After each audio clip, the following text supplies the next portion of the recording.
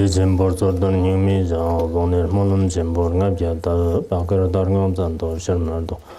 东大头这咱了上子了，刚了多个人这娘不个样的刚做个为节子的。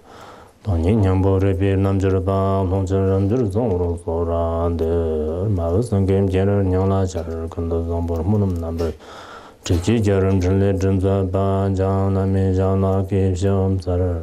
就没准就准备对了王，不做了把身体样的，花也把点中的人不去，真是花的那么所然的，来一个刀子刀能真的这么刀的没。若根据这能只准把他们就是干的那个就当多，为了度化一切众生，尽大家发无上殊胜的菩提心。下面我们。给大家简单的解释一下印度人是德谢达瓦德谢达波所造的身处天神战啊，身处天神战。那么要宣讲这个赞颂词的话呢，除以论义模义，就是应该分3个方面来进行宣说。首先这个除义的话呢。就讲这个论命啊，就是论命的话，就是说身处天神战，当然，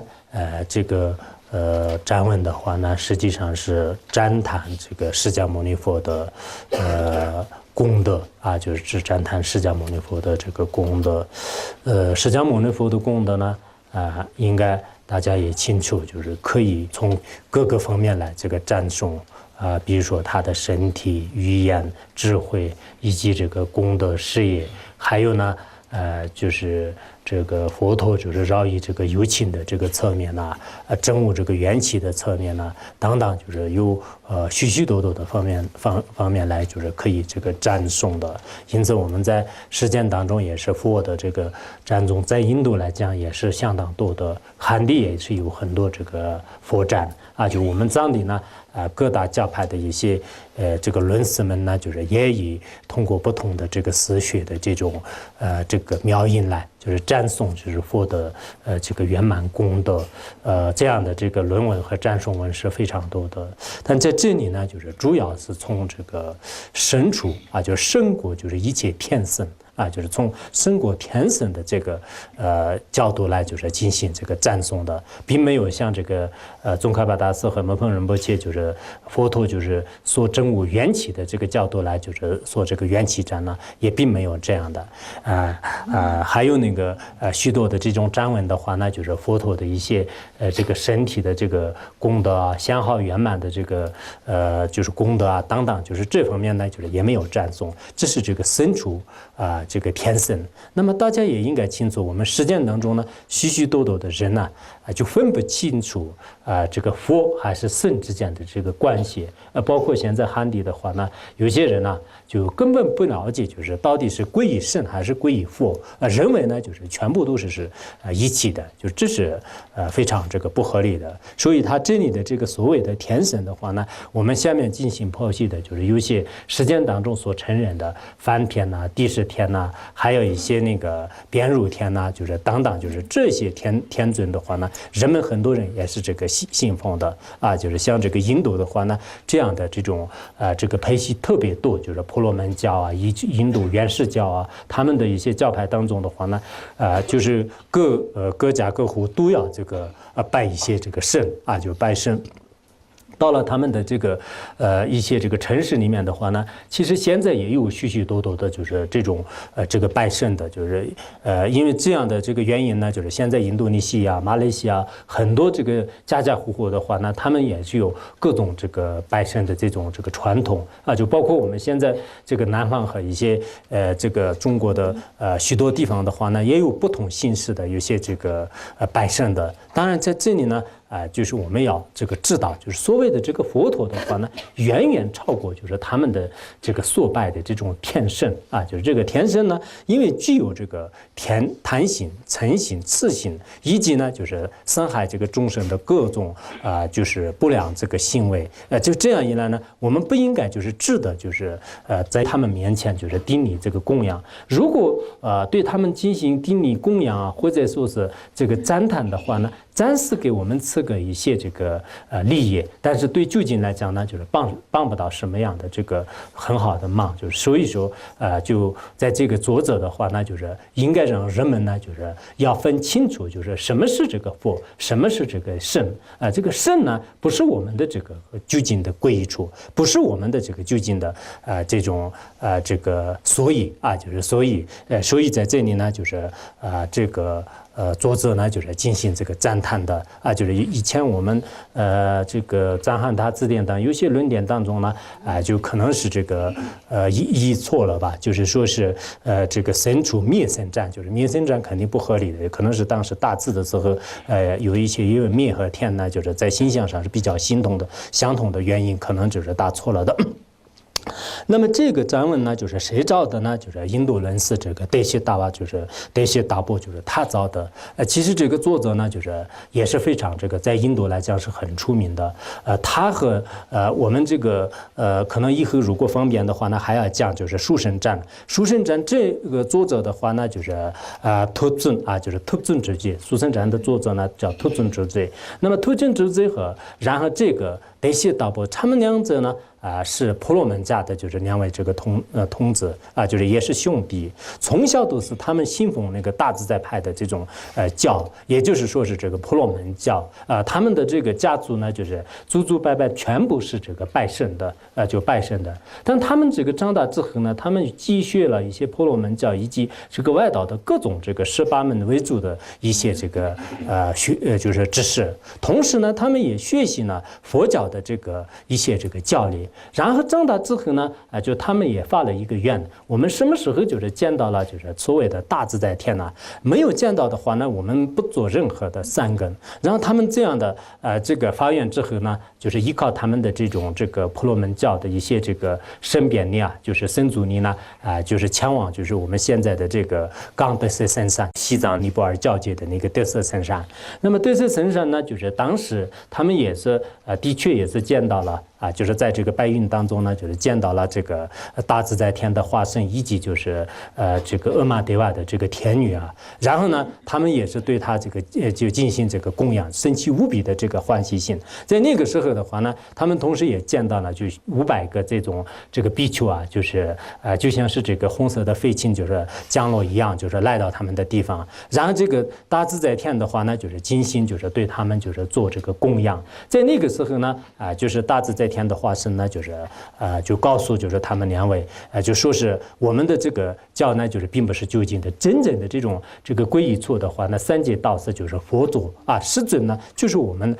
的这种这个最究竟的这种这个皈依处。就是听到这个话之后呢，他们也是通过自己的智慧进行这个分析然后呢就是外道和内道之间的很多的这个兼修行过的差别呢，就是分别开来。这样之后呢，就是他们两者呢，就是重新这个皈依就是出家，然后呢，就是在佛门当中呢，就是变成了非常了不起的两位就是大德就是两位大德。然后呢就是这个特尊之节呢，就是做了这个书生占就方便的时候呢我也以前就是已经翻译过，就是所以这个我们方便的时候给大家讲一下。就现在的时间当中呢，我觉得特别需要讲这两个论点。然后呢就是特尊之节做了这个书生占，就也是佛陀的这个就超胜于其他的这种天神党一切这个实践僧者的一些这个赞颂文。然后那个德西达波呢，就是他造了就是生出这个天神赞就是这两个赞文。这两个赞文当他们造完了之后呢，虽然这个佛陀的赞文是许许多多的，但是呢在印度来讲的话呢，就是可以说是这个家喻户晓，就是没有人不知道的。因此在当年的话呢，就是印度也是变成了就是他们的这个所有的这种这个心中的就是共同的这个所唱的这种歌就是像这个唱歌这个形式的，就是在这个就是不管是在这个各个地方的话呢，就是都会这个出现的。后来呢，就是就是这个翻译到我们这个藏地，在藏地来讲呢，也是各大寺院，不管是任何教派的话呢，就是很多这个寺院当中也好，还有在这个高僧大德们呢，就是经常这个念诵的。就包括我们夏天就是安居的时候呢，僧人们就是一定要就是会念诵的，就是不断的就是念诵记得20年前的时候呢，就是我也是第一次就是到这个马尔康的一个寺院里面，就是对他们就是传法，就是去传法。然后路上的时候呢，就是我们这个寺院的一个叫拉西堪波，就是他面前就是我就是听到这两部论的这个传承，就是让当时呢自己心里面也是有时候就是思维就是他的这个法义的时候呢，真的是对这个释迦牟尼佛呢，就是生了一种这个不共的这个信心就不共的信心。包括卢成呢，就是我有这个思维，就是他的这个法义的时候呢，就真的是在那个时候就是有很多的这个感觉，就是不是其他的什么这个神通神变，就是对佛的不共的这个信心呢，就是产生过这样的这种怎么说这个坚定的这个信心，就是所以说我们藏地的话呢，的确是在每个这个寺院的话呢，就是非常的这个重视，希望呢我们这个汉地也是就是这次通过这个传讲之后的话呢，那么就是以后就是一定要一方面就是僧和这个佛之间的这种区别要这个开来，同时呢我们有些这个道友们呢要这个赞颂这个佛陀也好，平时呢自己要这个念诵的时候呢，就是这样的这种这个金刚原来就是赞叹就是我们的这个佛陀的功德的话呢，就自相续的这种信心呢，就是不会这个推转的，而且生生死死也是不会这个转那个邪见就邪见之家就是邪见者的这个家里。因此，我们今天呢，就是应该就是把这个论点呢，就是简单的给大家这个解释一下。首先，这个梵语呢，就是叫这个德瓦就是阿德夏呀多就是多扎就是德瓦是这个天神的意思，然后阿德夏呀呢就是深处多扎呢就是也就是说这个赞颂吧，就是赞颂就是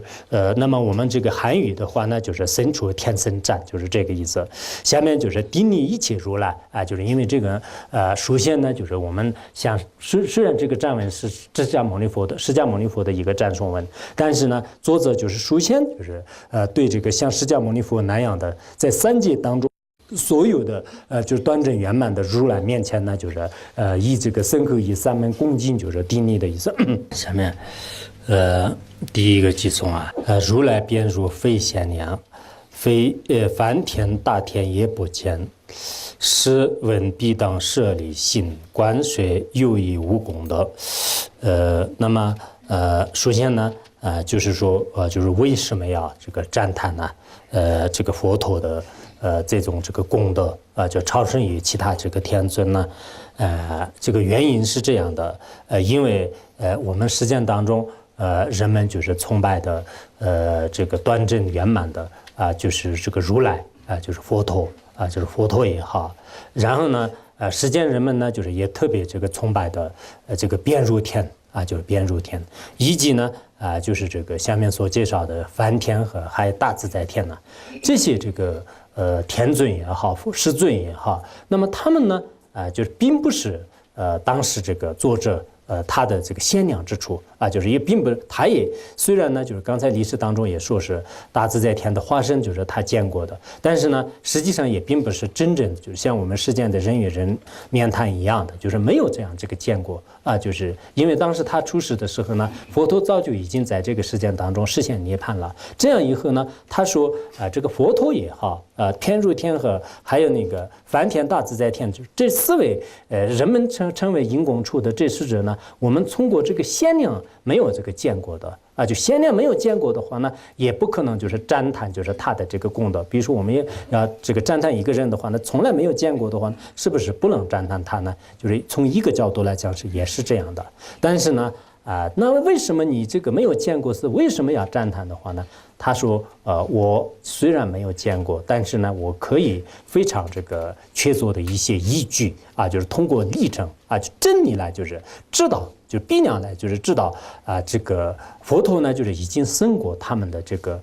功德就是然后他这里说呢就是说我这个已经再三的这个思维，也听闻过就是他们之间的这个不同的这个功德和差别。也就是说呢，佛陀的这些功德的话呢，肯定我们的这个毗拉耶经呐、阿含经呐，以及这个居士论等等，就是有关的这些大小乘的这个经论当中呢，也知道就是佛陀的这个功德是什么样的。然后这些天尊的这个功德的话呢，婆罗门教和这个印度原始教也好，还有这个世间的这种这个民间的这个说法故事啊当中呢，也知道是他们是到底是什么样的。所以这样这个比较之后的话呢，他已经听到了，已经这个观察到他们这个之间的有些这个就是色身啊，就是也就是说呢，就是他的这个身体的这种这个色身的这个差别啊，就是这个色身的这种这个差别也好，还有呢就是在我们实践当中呢，就是实现利益众生方面的这个威力啊，就威力，还有呢就是这个行为啊，就是行为，这3个方面呢，就是进行这个对比，进行呢就比较，这样一合的话呢，谁具足这个功德，谁呢就是不具足这个功德，就是具足功德者的话呢，就是我可以这个依着他；而不具足功德者的话呢，就是我们也就是不能这个依着他。不要说是我们永远的这个护主啊，就世间的人也是，如果要利用他的话呢，你一点学问都没有，一点知识都没有的话呢，那也不可能就是依靠他的。为什么现在世间人每一个部门呢，就是需要一个人的时候呢，通过这个考试，然后通过考试以后呢，他具足功德的话呢，就是他会进行这个就是录取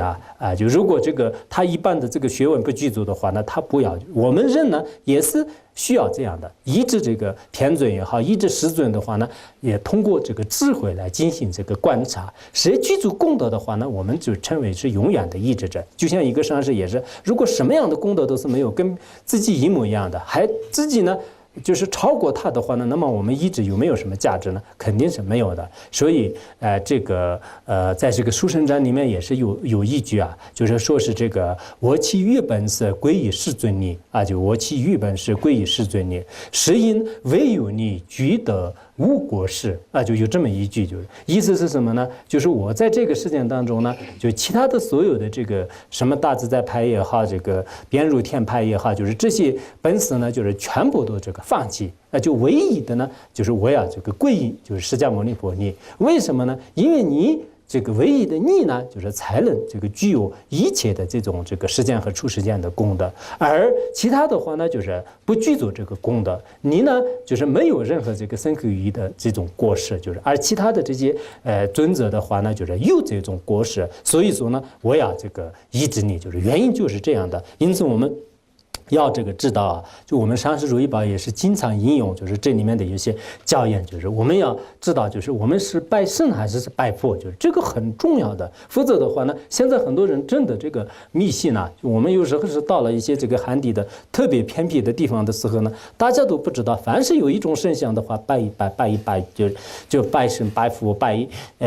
这个菩萨，就是什么这个到底是菩萨是谁人是谁就什么都不知道，就是现在很多人是迷迷糊糊的，就这样的状态呢，的确也是不好的。因此，他这里呢已经说明了，我们这个佛教徒呢，应该说是非常这个公正的态度了。谁具足呢，就是这个功德的话呢，我们去这个依着他；而谁呢，就是不具足这个功德的话呢，就是我们就是把他这个放弃。不像现在世间人一样的，现在世间人的话呢，比如说自己的这个亲人朋友那么他们呢，虽然是坏人，但是呢，就是全力以赴的，就是把他呢，就是当做就是这个就是好人，就是然后自己这个关系不好的这些人呢，虽然他具有这个能力功德智慧但是把他呢不会利用的，就是这是世间人的一种这个做法，这就是不公正的一种偏袒性的做法。而我们呢应该就是这个非常公正的这个角度来就是说呢，就是正因为我们是这个佛教徒，所以我们要赞叹佛陀，不是这样的就是因为我们呢不是这个佛教徒，所以我们要诽谤其他的这个宗派的一些注释就不是这样的，应该是站在非常公正的角度，以真理智慧来观察的时候呢，佛陀的的确确也是在整个3000大千上，在大千世界当中呢，找不到就是他的这个过失。通过我们的这个十量论就发生论史呢，就是众多的丰富的比量来就是进行这个证明，佛陀呢就是唯一的实践当中的量师傅就应该在这样的道理在自相续当中生起来的时时候呢，我们才成为是真正的一个佛教徒。否则的话呢，就像世间的有些老太太一样的，就是什么叫做菩萨，什么叫做佛，什么叫做神，什么都不知道。凡是有一块东西的话呢，就拜，就拜猪也好，拜狗也好，拜这个具足功德和不具足功德根本分不清楚。就这样的世间的这种迷信者呢，我们是就是不赞叹的。应该就是我们是这个真信者。你要真信者的话呢，自己从真理上观察，就是佛与这个其他圣之间的差别啊，就一定要辨别开来。那么下面就是说，具体的就是哪些方面的这种差别呢？就是首先是从这个装束方面呢，就是有一些这个差别的。便如青瓷并人出，大天配色人土满，佛以装束最寂静，当供寂静不尽谁。那么我们就是通过实践的这些天僧的这个比较的时候呢，就是这个便如天的话呢，就是他因为为呢就是这个护持自己的这个眷属，然后呢就是要这个征服或者是这个统治，就是他宗，就是这样的话，书里面呢就是持制就是包论就是持制呢就是这个兵出就是这兵器的这种这个出就是等等，就是由那个金刚就是自称的，就是一般婆罗门的这种故事当中呢，都是一个仙人，就是在多年当中这个苦行，最后呢就是他的这个骨头呢已经变成了非常坚固的这种金刚，就是那么这个骨头呢就是这个什么帝释天梵天边如天他们都就是各自都是用这个兵器就是来这个打仗，就是跟这个飞天就是作战，就是用这个兵器，是这样的说法。所以他呢就是经常数次这样的这种兵器。然后大天的话呢，就是因为他的这个贪心就是比较这个严重的，经常呢处于在这个石头林当中然后这个施世分呢就是涂抹在这个自己的这个身上，还有呢就是身上呢就是配饰着一些这个人土的这种这个花蔓就是人土的花蔓，也这个表明着呢就是一些这个诚恳的这种这个象征，就是诚恳的这个象征。那么这样从他的这个装束上的话呢，也看这个大天的话呢，如果我们依着他呢，就是也是这个不合理的。这样唯一的这个寂静的所有的这种这个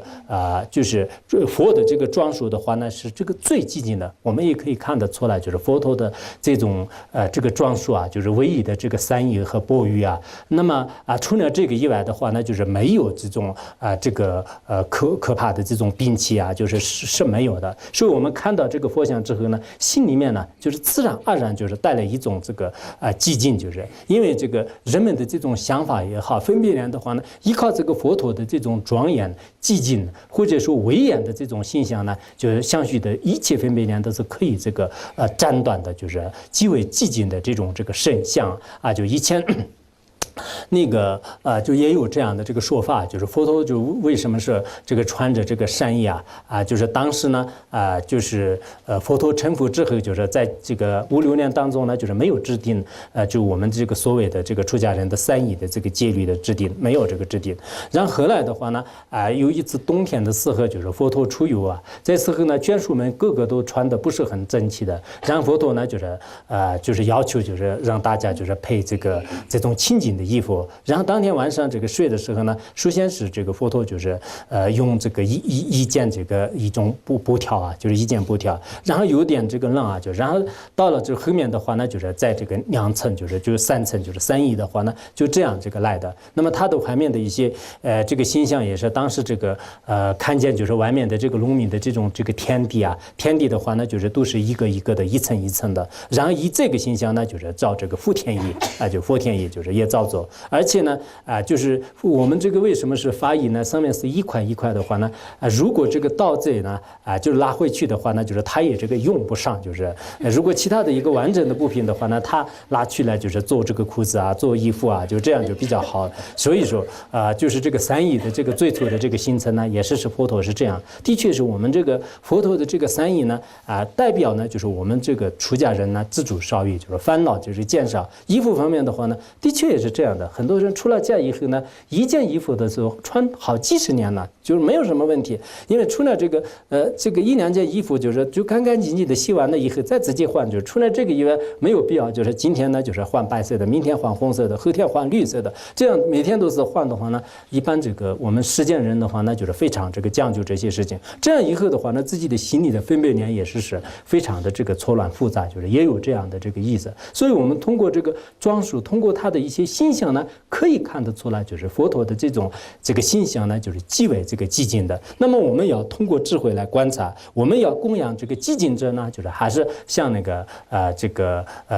大自在天呐、边入天呐，就是他们持着各种这个摒弃的这种不寂静这个智啊。那么这个时候有些人呢可能会这个像，那么其他的一些这个僧尊的话呢，也这个制作一些这个不同的这种兵器啊，就是那这个是不是不值得这个供养和恭敬呢？也真理并不是这个意思。比如说我们佛教的不管是护法神也好，还有一些愤怒金刚的这些本尊的话呢，虽然只是书上呢就是赐制一些这个兵器，但是这些兵器的话呢，有关这个密宗的虚部和一些护法的这个故事当中的话呢，都是摧毁我们相续当中的烦恼和一些这个斩断呢自相续当中的分别念的一种这个标志而已。除此之外呢，根本没有说是我们这个护法神呢就是没有背信而杀害任何一个众生，也没有超度啊，这样的故事呢就是没有的。因此呢，我们也是有时候啊，就没有智慧的人呢，就只是置之以免的时候呢，就是不知其面，这里也是不是有过失啊？这种这个说法呢，也是不对的啊。比如说我们这个密宗的护法殿当中呢，也有很多的一些这个书是这个摒弃者的。我看有去过寒地寺院里面，就是仙宗的一些护法殿当中呢，也有很多护法神的素质摒弃，但是这个摒弃跟这个外道的各种这个天尊的他们的这种摒弃呢，完全是有差别的。而他们的每一个故事当中的话呢，就是因为天人和非天之间做战争，要杀害他们，要杀戮他们，然后呢，要这个持之以些摒弃，就包括我们现在就是这个推行的其他的一些宗教的这个诸尊的话呢，就是也有各种说法，就比如说你的这个教徒呢，就是如果没有信持自己的这个道的话呢，就是必须要杀戮他，必须要俘虏啊，就是有各种这个说法。所以在这个寂静和不寂静方面呢，从教义上是还是有非常大的差别。尤其是我们学了密宗的非常神圣的教义之后的话呢，那这个跟外道呢就是有天壤之别，就是一定要就是明白这个道理。应该明白这个道理。然后下面呢，就是说这个他们的一些这个行为上呢，也有很大的差别。便如摧毁他个党，大天毁灭三层尘，能收毁毛杀自救，为佛助信利众生。那么下面是为什么他们出持的这样的这个摒弃呢？就是不合理呢？不合理的原因是这样的，我刚才也讲了，我们这个护法神呢，虽然文殊菩萨拉着宝剑，但是拉着宝剑呢，从来没有只是杀过一个蚂蚁，就是也没有伤害过任何这个众生。而天尊其他的这个天尊也好，世间人的就是拉着这个武器的话呢，那就是非常的这个可怕的，就是因此说呢，他这里边入天呢，就是他就是拉着这种摒弃的话呢，就是按照这个公案里面来说呢，也他就是摧毁就是那个他嘎当当，就是有很多的这种这个天人和非天的这个城市里面的这个众生，因为当时呢，就是他们和非天进行作战的时候呢，他自己属下的很多就是天尊呢，就是不愿意就是杀害他们。那个时候呢，边入天他就制造了一些这个谢论，这样论点里面来说，人杀所杀就是都是这个空性的，就无有任何的这种差别。大象和一些天尊呢，也是不存在的，不远的空性。然后以这样的一切都是以空性的名义来，就是让他们参加这个就是战争，就是参加呢就是作战，就是最后呢杀害了就是这个大哥大什么那个不是巴格达啊。什么大哥为主的，就是很多的这个城市当中的众生。还有呢，就是大天，就是也就是说大自在天大自在天呢，就是以这个嗔恨心呢，用这个三件帽就是三件剑吧，就是三件剑呢，就是毁坏了，就是这个飞天，就是地上地下，就是天上的所有的这些这个三层城市呢，就是全部都这个摧毁。以前什么那个大天路一剑焚烧，这三层城，就是那个苏城战当中也是这样讲，大天的的话呢，就是他就非常愤怒，一刹那间当中的话呢，他开始这个射箭，就是3层城市的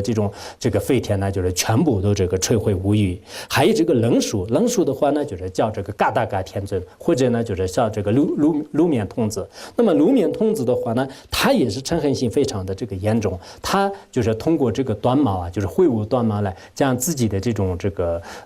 一个舅舅啊，就是叫做是这个种啊，就也有些里面说是冲，就是有些说是可能一个善的这个善神吧，就是善神把他呢已经这个杀坏了，就是所以他们的公案当中的话呢，每一个这个天尊的话呢，就是都会这个杀害一些这个众生啊，就杀害一些众生。但是我们在这个实践当中的话呢，唯一的啊，就是利益一切众生的呢，就是这个佛陀啊，就佛陀呢，从这个发心一直到这个成佛，一直到这个转法轮的话呢，在整个过程当中呢，没有伤害过任何的这个众生，而他呢，就是并不是其他的一些本身一样的，为了就是自己呢，就是夺取别人的地位、财产、权利以及这个气势等等，就是而这个实现呢，就开创一些这个宗派啊、宗教，不是这样的，而是整个这个自始至终的话呢，全部是这个利益众生，不仅仅是一个小小的利益众生，但是呢，就是把自己的土木劳岁以及这个家产呢，就是全部布施给任何这个可怜的这个众生啊，就可怜的这个众生，然后来以自己的这个佛法来这个饶益所有的一切众生。所以真正的我们在这个实践当中啊，就是利他者的话呢，就是应该说是这个佛陀的。除了佛陀以外，世间的任何一个国王啊，任何一个贤者啊，任何一个人的话呢，表面上的每一个人也是就是能说出非常这个漂亮的话。我们世间的国王的话呢，啊，这个国王的政权毁灭以后的话呢，如果我上台，我一定要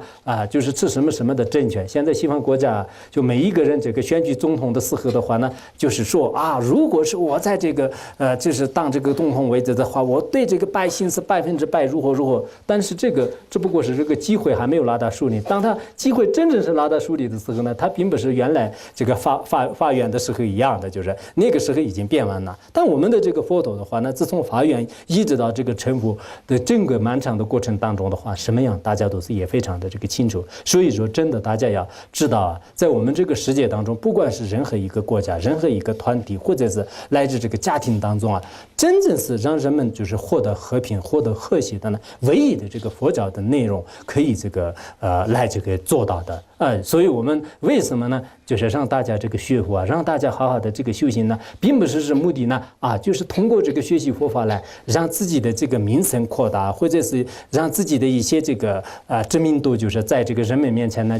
就进行这个宣扬啊，就不是这样的目的。应该说是我们知道是这个佛法的这个利益啊，在实践当中呢，有这个成千上万的各种的宗派啊、学说啊，以及这个理论啊，但这些理论的话呢，一代一代的全部都是被后代人呢就是推翻，就是任何一个真理呢，不像这个佛陀的这种真理一样，自始至终的是任何一个众生都获得了这个究竟利益的这样的如甘露一般的这种这个教理呢，就是我们在这个实践当中是的确也是抓不到的。因此呢如果我们这个实践上啊，就是现在也这个口口声声都是说要这个就是什么这个构造世界这个和平啊，或者是和谐社会啊，这些口号呢，应该要落到实处的话呢，一定要从佛教的这个利他来这个做起。如果你没有利他的做起的话呢，一般的这个凡夫人的话呢，就全部都是利益自己为主的。我们很多实践的一些大贪官呢，他们都是课里面就是讲的是特别漂亮，尤其是开大会的时候呢，这个人的是真的是跟我们的文殊菩萨和观音菩萨的没有什么差别啊，就是他讲的是全都是为老百姓和为众生的利益。下来之后的话呢，就是可能很多人的并不是这样的。为什么？就是为了就是自己而这个放弃这个利益众生的这种行为。因此现在的我们实践的很多这个宗教跟这个佛教呢，的确也是在宗旨上是不相同的。有些人的话呢，就是大力的这个弘扬各种宗教呢，这也是可以的。一方面是因为我们世界上的任何一个国家也好、民族也好、宗教的话呢，就是大家都是和睦相处，就从原则上是大家就是和平共处是这个应该的。但是你的这个教义呢，就是如果完全要这个混淆在一起的话呢，恐怕是对这个信徒呢还是会误入歧途的。下面就是说，这个言我护持啊，就言我护持杀害此10天生罪之重者，佛陀无缘也无情，定生真神、定神、信绕仪，就是那么这个其他的这个宗教的话呢，它的这个教义当中是经常是这样这个说的：我要这个护持这个众生，我要这个杀害这个众生，我要这个帮助这个众生，就是他的这个自他的这个区分呢，就是非常的这个明确啊。就比如说我们其他的一些宗教当中的话呢，就是对自己这个帮助的这些众生呢，要进行的这个维护啊，自己的眷属也好，这个一些众生呢，就是要这个维护。然后呢，对自己没有利益的，或者是一些弱小的众生，或者说是一些旁生的话呢，那你可以这个危害他就是可以呢，就是杀害他就是比如说现在实践提倡的什么大熊猫就是有些的话呢。就是要这个着重保护，就是不能就是杀害他。如果你杀了他的话呢，那就是要这个惩罚，就是。然后其他的一些什么牦牛还有其他的这个众生呢，就一定要把它杀掉。你如果不杀他的话，我们也要吃杀。有些人一定要杀牦牛，不杀牦牛是不行的，就是。那这样的这种是个血手分贝呢，就是非常的这种可怕，就是那么这些呢，就是实践的这个天尊，也就是说外道的这个宗旨，外道的这个教义，外道的教义的话呢，就是随顺我的这个意了的话呢，这就是我要这个可以给他就是留着一个生存的空间以前庄子也说过，就是随我意者生，离我性者离我性者色，是吧？就是离我性者色。后来就是人们呢，就是把它一般的这个实践语言来说，随我则昌离我则亡，是吧？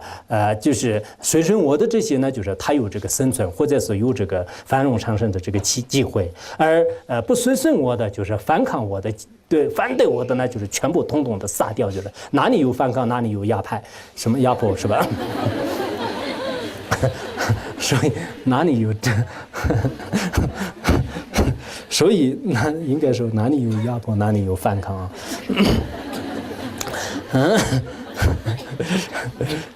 人不犯我，我不犯人，人必犯我，人若犯我，我必犯人。人不杀我，我不杀人；人若杀我，我必杀人。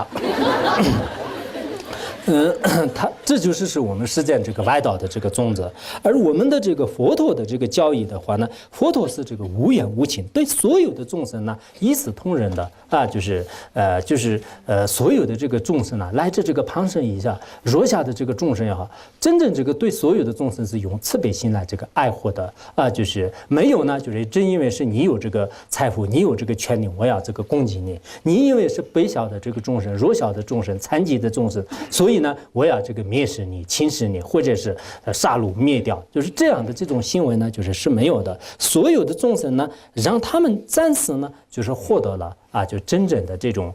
这个人天的这种快乐就有吃有穿就是什么这个地位也好，财产也好，一切都是圆满，就是快乐。让这样的快乐呢，就是不长远的、不究竟的。因此，最究竟的话呢，让他们离开就是三界当中的一切烦恼和障碍，而获得呢，就是究竟的这个圆满正等觉的果位。通过这种方式来这个绕业，所以呢，真正的这个和平或者是真正的平等平等的话呢，应该在我们这个佛教的教育当中是可以出现的，可以体现的。其他的这个人和宗教也好，这个政府也好，可能说是这个男女平等世界平等什么都要平等。平等这个观呢，就是现在实践当中是非常这个提倡的一个话题。其实真正的这个平等的话呢，就是还不能就是实现的比如说我们人与人之间的这个权利平等的话，恐怕是不是这样的。在任何一个政权面前的话呢，有钱的人、有地位的人、有势力的人的话呢，对他就是这个非常的这个重视重用。然后没有这样的这种这个能力的话呢，就是一直是这个蔑视的眼光来就是对待他。甚至我们实践当中的有生命的、有感受的，但是呢，就是不能就是反抗你的这些众生的话呢，就要吃掉它，就要这个杀掉它就是外面的很多的这个行为呢，就是的确也是非常的这个可怕。就是这样的话呢，那么我们怎么样这个同仁一定要就是搞清楚这样这个外道和内道之间的差别，就我们一定要这个分清楚。如果我们这个分不清楚的话呢，的确自己的行为有时候呢，就是学外道也是不知道虽然现在有些这个大德的话呢，可能是这个为了救度一些外道的这个众生就像以前前那个文殊菩萨呢，就是到这个外道里面去，经常呢就是毁谤释迦牟尼佛。后来很多的这个外道呢，就是信了这个文殊菩萨以后，逐渐的引入这个内教，就是也有这样的公案。所以极个别的有些大德呢，可能是也有这样的这个密意，就是这是很难说。但一般人呢看的话呢，就有些这个上师呢也经常这个说啊，比如说我们这个实践当中呢有一个真神，那么这个真神呢，就是在中国来讲呢，就是他叫做是这个老子、孔子，然后在印度来讲这个释迦牟尼佛，在西方人面前呢，就是他叫做是这个耶稣，还有在阿拉伯面前呢，就是他叫做穆罕默德。这样的话呢，后来很多人也是说驳斥，就是说到那这是这个非常的这个不合理，而且他们说不管说任何一个这样的宗教的话呢，都有往生极乐世界。那怎么这个往生极乐？有些这个人呢，就是开始进行驳斥，因为驳斥的时候呢，就是说，虽然我们要这个知道这个外道的一些教义，就这是可以的，但是我们要学，我们让别人要这个学的话呢，这是这个违背了这个佛教的一些教义。优婆塞这个戒经呢，优婆塞戒经里面呢是这样说的，说是这个如是菩萨随之外殿啊，如是菩萨随之外殿，不此不数持啊，就此不数持，也不教人，也不教人就是这一个教人呢，就是可以说明了如果一个菩萨的话呢，你知道这个外教的各种论点的话是可以的，但是呢，你不能就是自己受持，也不能呢就是让别人呢就是学外道，就是这如果这样做的话呢，就是你就违反了这个优婆和优婆塞的这种这个戒律，就是讲得非常这个清楚的。那么这样以后的话呢就一方面就是自己和他人呢，就是也可能从教义上是已经明显的这个违背了这个佛的这个教义，而且他们能往生极乐世界呢，也有一定的这个困难。比如是这个《书无量经》当中呢，就是也是这个就《无量书经》呢，就是佛所观《无量书经》里面呢，说是这个余生必过者当修三福，就是余生必过者是指的是这个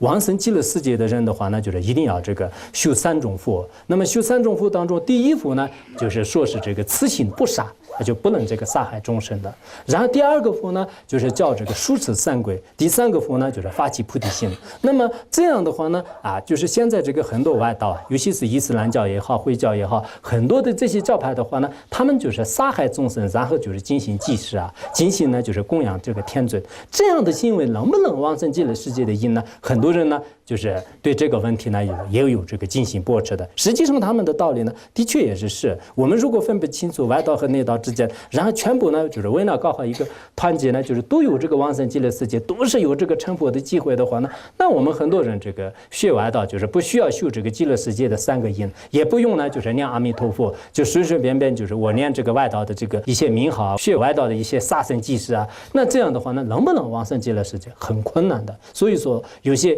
没有这是特殊的密意的话呢，就是我们一定要分清楚内外道之间的这个差别。当然我们从原则上的话呢，就是每一个宗教也好，每一个这些这个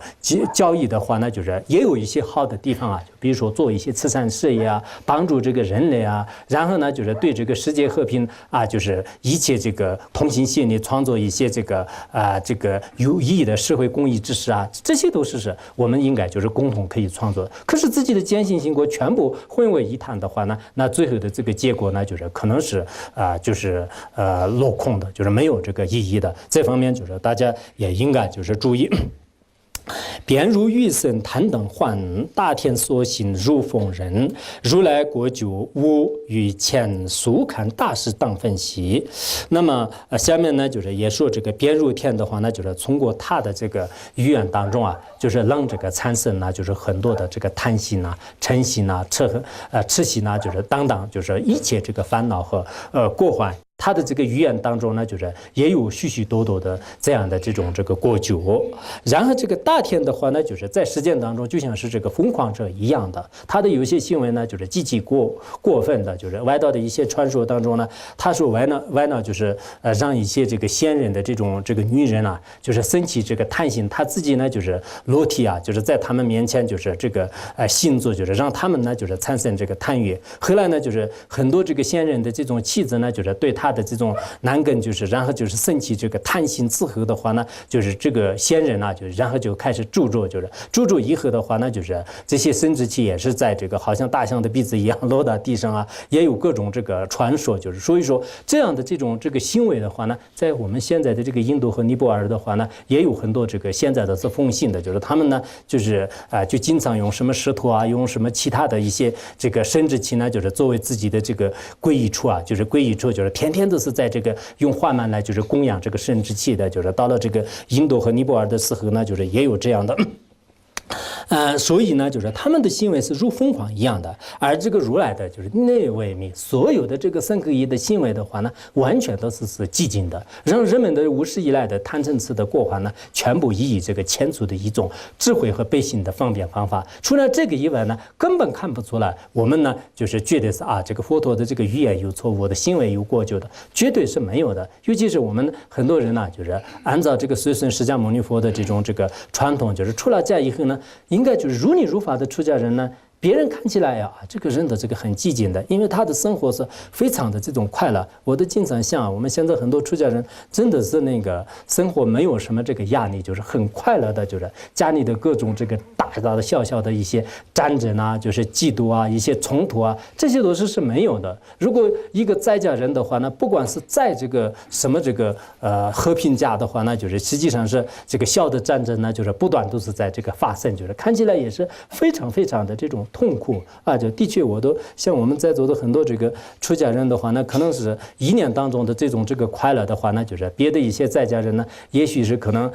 就是很长时间呢，就是不会享受。不过有时候呢，众生的这个分别年呢，就是也是不可思议的。就是前一段时间有一个居士呢，长期的是在这个学佛啊，就是学佛，后来呢就说，我现在学佛也是可以了，但是我现在好好的搞一个实践法，好好的成立一个家庭，好好的享受一个世界。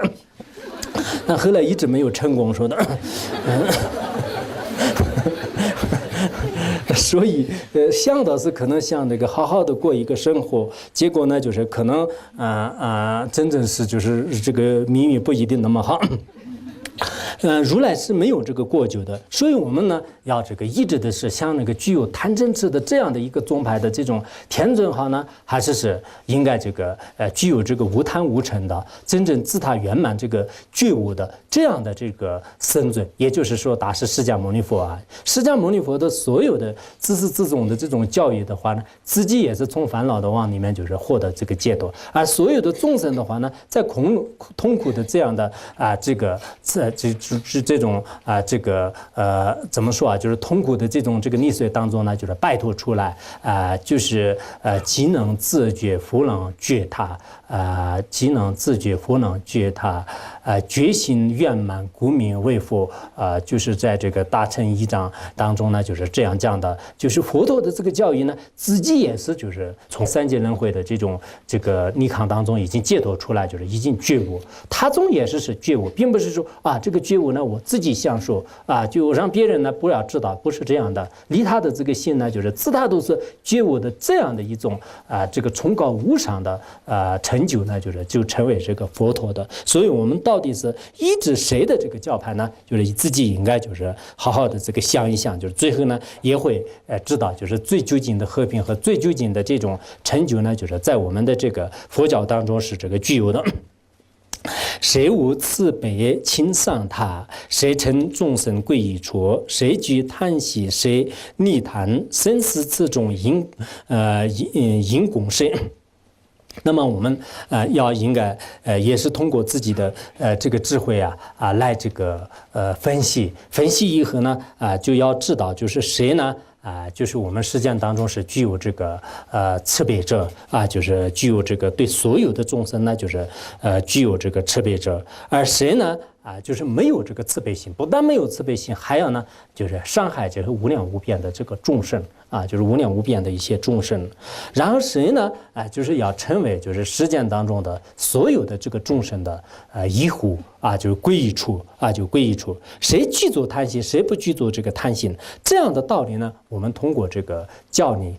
或者是避量来这个反反复复的去思维和思考之后的话呢，自己才可以这个抑制的。所以我们这个皈依所谓的这个皈依呢，不是那么简单的。现在外面的有些居士呢，就认为是今天碰到谁都马上这个皈依，其实不能这样的。不管是让上师也好，还有这个佛陀也好，你要想皈依的话呢，你要就是观察他的这个功德就像实践的一些这个天尊呢，实践的一些这种诸尊的话呢，他们自相续当中呢，就像经论里面说的一样的，就是贪心、嗔心、痴心的烦恼呢，就是像这个重重叠山一样的，就是根本没有这个借助。那你对他这个皈依呢，就是有什么用呢？就是没有用的。而有些宗派的话呢，的确是就是见到众生都要这个杀害的有些宗派当中现在也是有就是如果他没有呢，就是对我们这个进行皈依，或者说在我们这个战场上呢，就是没有就是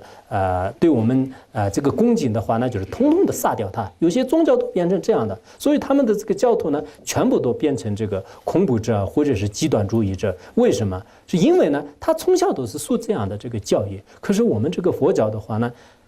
整个这个过程的话呢，全部是慈悲为怀，全部是利益众生。这样的教育呢，真的是在这个实践当中是找不到的。我都有时候真的心里面这样想现在这样的这个像这个琳琅满目的商品办的，就是各种各样的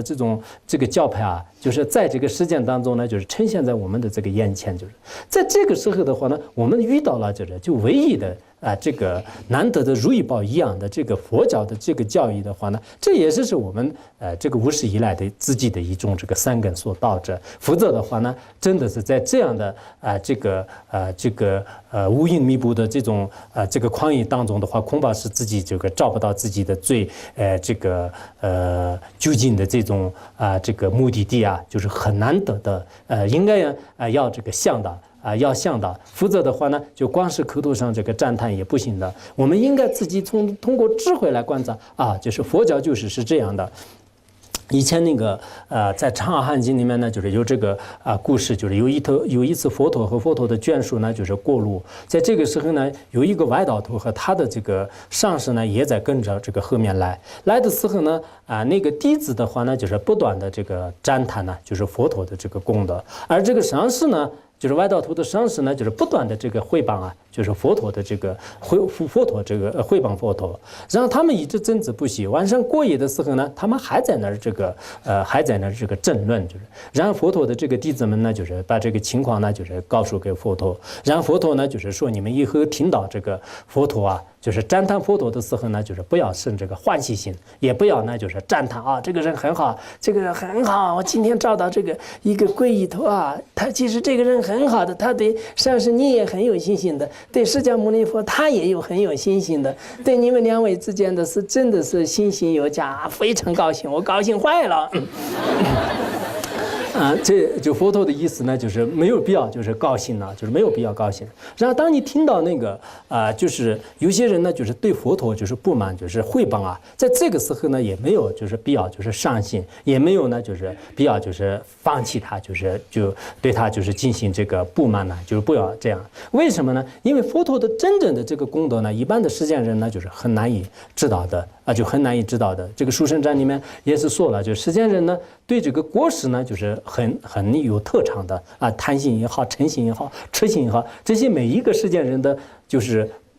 再笨的人的话呢，就是贪嗔痴呢，就是他还是很多方面就是非常厉害的，就是这个是我们就是人当中也是特别笨的，就是对贪嗔痴是更有这个各种技术呢，他已经掌握在这个术里面的。而实践人的话呢，对功德方面呢，就是了解的特别少之又少，就是特别少。这样一来的话呢，佛陀的真正功德呢，实践的人们呢不一定就是很多知道，但是要知道的话呢，佛陀的真正的一些微妙的深深的这个光明的这种境界呢，这就是佛陀的应该所展之处。就是当时呢，就是佛陀也是给弟子们就是说的这个教言呢，我们就是听到了一些别人就是赞叹这个佛陀的时候，也没有必要就是过于的这个高兴就是高兴的，因为佛陀呢就是在整个时间当中他是唯一的这个真理。你别人这个赞叹的话呢，也实际上就是佛陀就是没有在这方面的这个执着，而诽谤的话呢，对佛陀呢也没有这个损害的。可是我们在实践从我们的这个角度来讲呢，也的确是这个赞叹佛陀的人这个越来越多的话呢，那么对整个世界啊，对整个这个人类的话呢，就是增加一份这个和平和快乐安详的这种气氛。如果我们在事件当中呢，就是这个不赞叹佛陀的、不皈依佛陀的人越来越多的话呢，那这个人肯定是大多数都是自私自利心思就非常重的那种人。那这样的人越来越多的时候，在整个世界呢，就是不一定得以这个和平呢。为什么现在人们呢，就是经常要就是提倡一些这个快速发展？快速发展的话，你光是这个经济发展啊，或者社会发展的话，如果你心里的真正的这个利他的心没有得以发展的话呢，外面的这个经济再这个发展呢，我们现在大城市里面的这个高楼大厦就是越来越高，一年比一年高，今年是72层楼，明年84层楼，就是一直这样往空中发展。但空中发展越发展的时候呢，你的可能这个物价就是一年比一年高啊，粮食一年比一年少啊，人的贪心一年比一年重啊，最后呢，就是你所这个需求的目标跟自己心里的这个力量呢，完全的是成了一种反比例。在这个时候呢，就是人们都是非常的这个痛苦。为什么原来就是经济还没有发展的时候，人们都过得非常安闲快乐，这种这个四川人说的安逸的生活。但是现在呢，就是表面上看呢，就是全部都是这个，应该说是有这个快速，就是快速的一些这个发展。但所谓的这个发展呢，并不是啊，你外面就是这个买的这个车很豪华，或者你这个房子这个装修的非常的这种舒适啊，不是这样来就是衡量的。应该说是我们这个内心当中呢，就是对这个利他的这个心的这种就是力量啊，就是越来越强。然后自我的这个心啊，就是越来越减少的时候呢，整个这个周围的环境呢，就是也会这个出现一种这个快乐，或者说是一种这个就寂静的这种这个环境。就是所以说有时候的话呢，真的是就是表面上看来的话呢，我们短短的这个20-30年当中呢，好像是不管是我们传的也好，就是住处也好，很多地方的话有翻天覆地的变化。可是为什么人们不快乐啊？为什么是人们呢？就是更加痛苦，更加忙碌，更加呢就是有做不完的这个事情，做不完的话呢，原因是就是我们这个内心没有得到这个跳伏啊。所以有时候呢，我们作为这个修行人呢，应该这个所谓的快乐呢，要从内心当中要寻找。要这样的这种这个快乐要寻找的话呢，一定要从释迦牟尼佛的这个教义里面呢，就是才能得到的。其他的任何一个宗教和学说，或者说是一些理论当中的，恐怕是我们就是找不到，就是越寻找呢，就是越远离，就像小孩寻彩虹一样，就最后呢，自己也是得不到任何的这个结果。所以啊，我们就是真的是这个释迦牟尼佛的这个功德呢，就是越来越想起来的时候呢，就是觉得是现在的人们就是非常的这个需要，就是他的这个佛法。如果他的佛法就是在我们的这个人间呢，就是弘扬的非常的这个广大的话呢，人们的这个心里面的这个贪心呢，就是越来越少。如果贪心越来越少的话呢，人与人之间的这种争斗啊，人与人之间的各种的这种这个矛盾啊，还有我们的这个很多的这种痛苦呢，自然而然会消除的。比如说一个人的这个家庭，如果他贪心很大的话呢，他和这个丈夫之间的话呢，就是经常就是产生嗔恨心。有嗔恨心的话呢，互相有这个嫉妒心。有嫉妒心的话呢，就是其他的烦恼呢，就是也自然而然这个出现的。所以很多烦恼的根本呢，就是贪心。但要毁灭贪心的话呢，就像我们这个佛教里面所讲到的很多的对治烦恼的这个方法的话呢，应该说是自相续当中得以这个平息。所以我想呢，我们这个在如今的这个社会当中的话呢，的确是这个佛法呢，就是唯一的这个治百病的良药啊，就这是不可缺少的。如果缺少了它的话呢，人们就是不管是怎么样的这个你身疲力尽的，你日日夜夜的去寻找这个快乐，就是最后的是找不到快乐，在路上呢就是会这个自取迷惘。下面哎呦，讲不完怎么办呢？好，就讲到这里嘛，没办法。